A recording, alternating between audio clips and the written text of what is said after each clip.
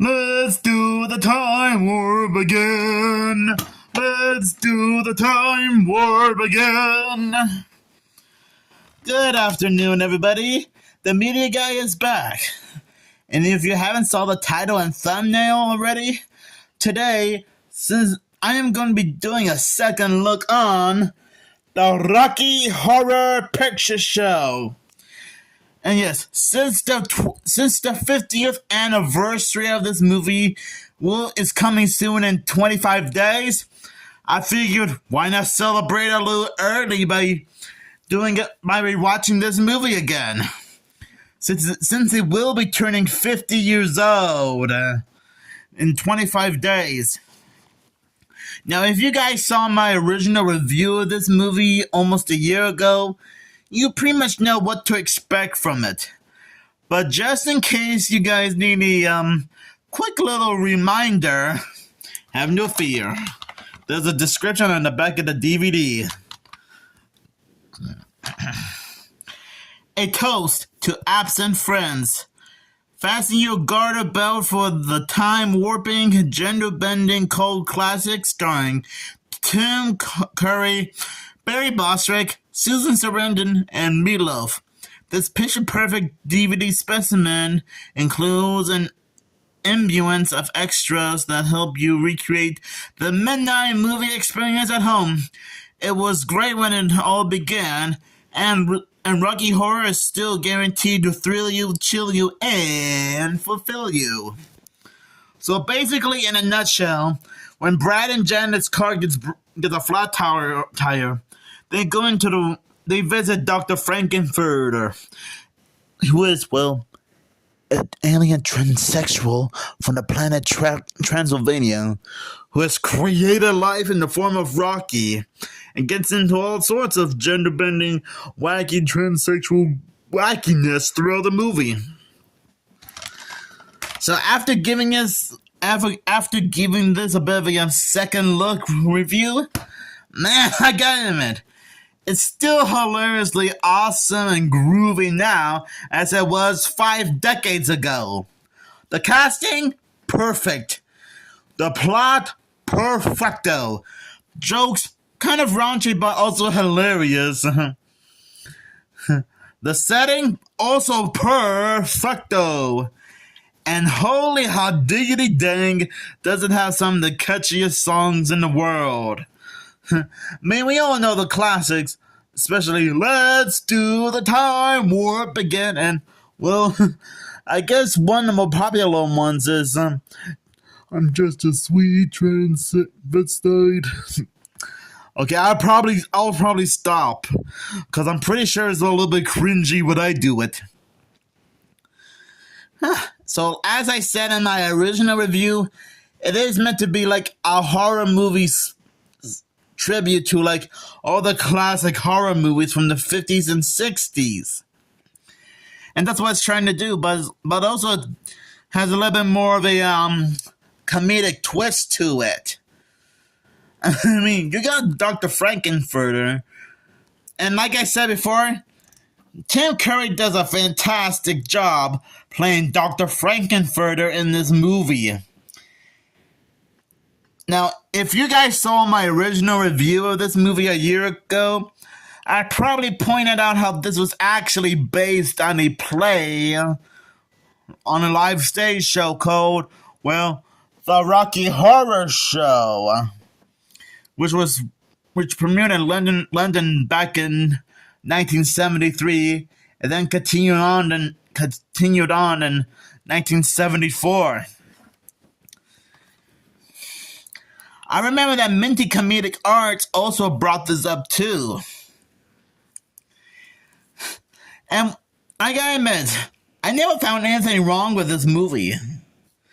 In fact, to this day, as I'm recording this second look review, there are still a few Rocky Horror Picture Show live stage adaptations that are still being made right now. And I hope one day I get to experience this whole thing.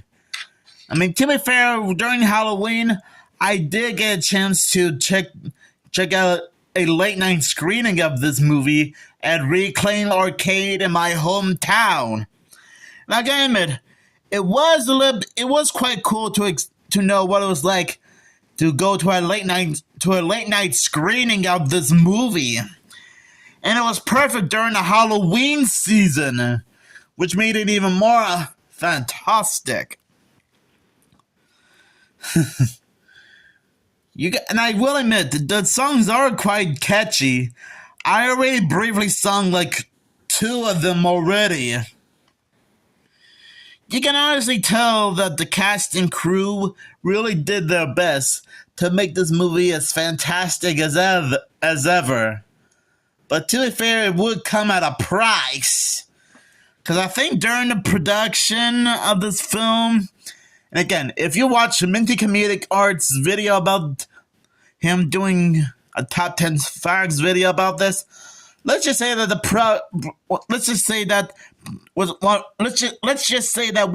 about what happened behind the scenes was anything but fun.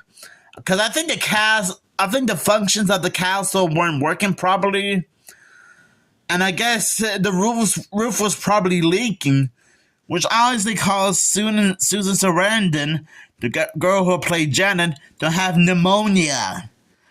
But I'm glad she managed to get through this movie just fine. So I'm guessing the filmmakers sort of went through a few technical difficulties, but I'm glad it wasn't a big deal because, like I said, they managed to get through with the production just fine.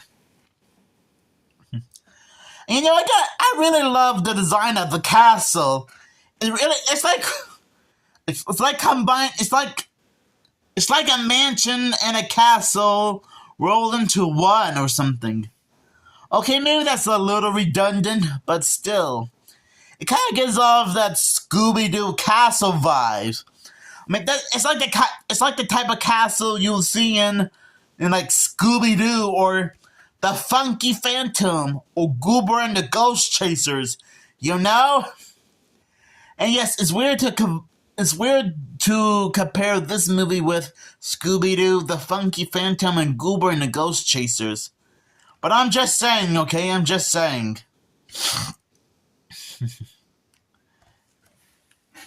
And I assume that most of you have probably known about this fact before, especially if you watched Minty Comedic Arts' video about this a while ago. But just in case you haven't known about this, there was actually a deleted song that didn't make it into the final cut of the movie, which was Once in a While, where Brad sings about how he felt like a fool cheating on Janet, even though Janet technically cheated on him first. And I'm guessing he didn't make it into the final cut of the movie because it kind of slowed things down a bit. Now, you can find the song on YouTube, and I think that song was also available on the movie soundtrack. So I'm guessing it was technically lost media, but not really lost media. But in my opinion, the song didn't seem that bad. And just imagine if they kept it. Just imagine if that song was kept in the final cut of the movie. I'm just saying. And I'm not sure if the song was used in any of the live stage production adaptations of the Rocky Horror Picture Show. Probably not, but hey, you can't win them all, you know? So overall, I honestly think the Rocky Horror Picture Show is one of those movies that's so bizarre, strange, and weird that you can't help but having a good time with it. Sometimes when I want to watch this movie in my spare time, I would often turn on the audience participation settings and the closed captions. And yes, I think if you look at the DVD, it does mention it doesn't say anything about the audience participation. But when you go into the bonus features, it does include a audience participation feature, where the audience gets to shout out all sorts of random things to the movie characters. Now I think that's, and I'm guessing you guys probably knew that if you own a copy of this on DVD, or better yet, I assume that you guys went to a live stage version of the Rocky Horror Picture Show yourselves to understand what I'm talking about. Heck, I already mentioned about me going to a late night screening of this at Reclaim Arcade in my hometown to know what it was like to be a part of the audience participation, which was fun, by the way.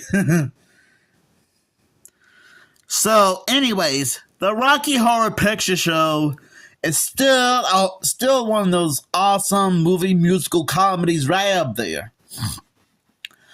I put it as number 1 on my top 3 favorite movie musical comedies.